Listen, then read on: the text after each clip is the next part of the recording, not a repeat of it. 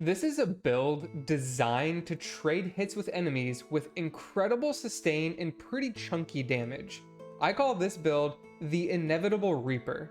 Let's get into it. This build utilizes the Hope Shorn scythe, which is a pure faith weapon. Scythes are extremely powerful, and I really love their moveset. The attacks are very quick, especially for a two-handed weapon, but more importantly, the stamina cost seems to be non-existent. I'm not sure if that's a bug, but the scythes consistently have a stamina cost that's closer to that of wands, which is even cheaper than most one-handed weapons, and definitely cheaper than two-handed weapons. But the stamina cost isn't the only thing powerful about this weapon type. The scythes have an incredibly powerful charge attack that is very fast to charge. It has insane reach, and it does really great chunks of damage. And these charged attacks are what we will be utilizing as our primary source of damage. The other thing about the Hope Shorn is that its rune attack is called Rip and Tear, which is a single hitting chunky attack that does a good burst of damage and is really good at building up stagger against anything that survives. And speaking of stagger, the Hope Shorn comes built in with pure plague damage, and that's going to have synergies with plague in that it's easier to stagger enemies who have been infected with this plague. So basically, this weapon deals an absurd amount of stagger. It rarely gives enemies a chance to attack. Continuing on though, we have the other runes on this weapon that I'm using. And this is where I have, maybe a little bit of a disclaimer to say. This build still needs some tweaks to be made, but it's almost finished. One rune that I'm still missing and that I'm hunting for is Plague Throw, which I think will go well with this weapon, although I can probably supplement with something like regular throw as well. Otherwise, I'm just using the Frenzied Cleave rune attack, which comes from the Soul Thresher scythe, which I believe has a chance to start dropping in areas that are somewhere between levels 21 or higher. The final rune that I'm using is Blink, which is just an extremely versatile rune, and you can acquire this at Eleanor's shop at level 3. So I would highly recommend this rune just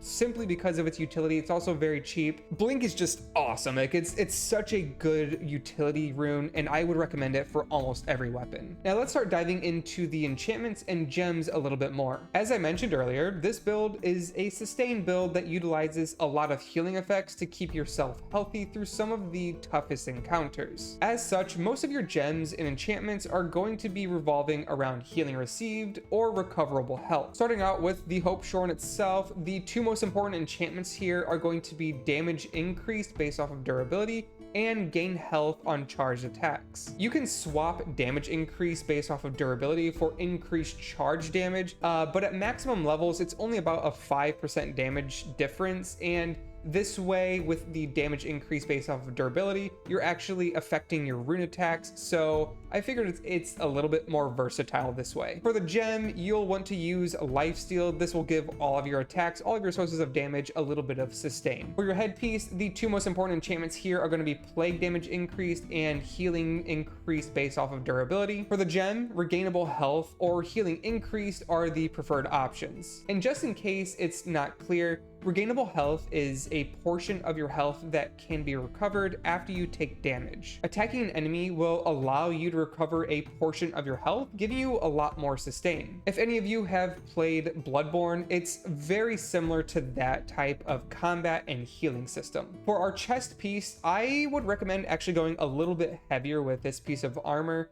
either something that's mesh or plate. This is because it'll give you a higher poise stat, making it easier to trade attacks without getting staggered, and your chest armor piece is where the majority of that poise will come from. For your gem, you want to take healing increased, and then for your enchantments, the most important ones here are going to be infected enemy stagger resistance decreased, which is going to mean that our plague effects make it easier for us to stagger enemies. But another really good option here is damage taken decreased while you're charging. Most of our offense is going to be us spamming our charged attacks, so this is just going to give us a really nice damage reduction while we're performing our offense. For our legs, the gems will either be a stamina cost reduced or regainable health increased.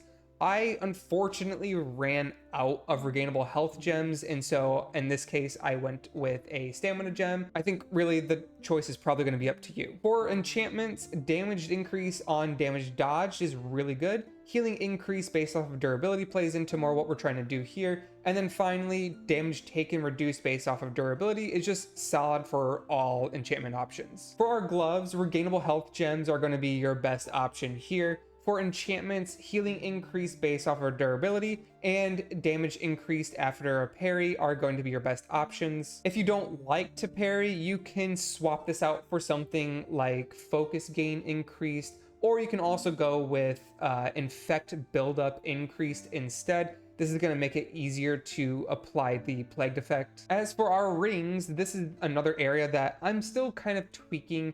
I don't really have all of the rings quite accessible to me yet, so that's still something that I'm messing around with. That being said, some of the rings that I've been liking lately are the Fierce Ring, the Ring of Broken Promises, and the Solace Ring. Fierce Ring and Solace Rings were broken earlier and only recently got hotfixed. The Fierce Ring makes it so that if you take damage, you get a really nice damage increase, so with a build that is designed to kind of trade hits, this is kind of like a perfect ring for us. The Ring of Broken Promises just gives us a nice damage increase with a damage taken penalty. For the most part, we can sustain ourselves through this damage received penalty, so it's not too big of a concern. And finally, the Solace Ring gives us a nice amount of sustain by providing a massive regainable health injection into the build. As for the stat spreads, this is still yet another area that it can still be tweaked. For right now, my health, I went with about 33. This gets myself over the 300 HP mark. For stamina, I put in about 18 because I feel like this is just a comfortable amount of stamina for any weapon type. Although with how cheap the scythe stamina cost is, as I mentioned earlier, I can probably get away with dropping this down to 15 and swapping those points into damage. For focus, I only put in 13 points here. This just gets me over the 150 focus point. This just makes it a little bit easier for me to do some like a combo that's like stockpile my focus, then I can use a rip and tear, which is most likely going to stagger an enemy. And then while the enemy is staggered, I can do a couple charge attacks, which is going to give me probably enough focus at that point to use another rip and tear and most likely stagger an enemy a second time. So it kind of becomes this vicious cycle of stagger, generate enough focus to use another rip and tear to generate another stagger situation, and it kind of feeds into itself. For equip load, I have this at 19 just because it's related to the type of gear that I'm wearing. This will really be up to you and the gear that you're wearing. If you want to wear some cloth pieces of armor, you can probably get away with this being at about 17, maybe, you know, anywhere between like 16 and 18 really. It just so happened that the armor that I'm choosing to wear, it required me to put a few more points in here.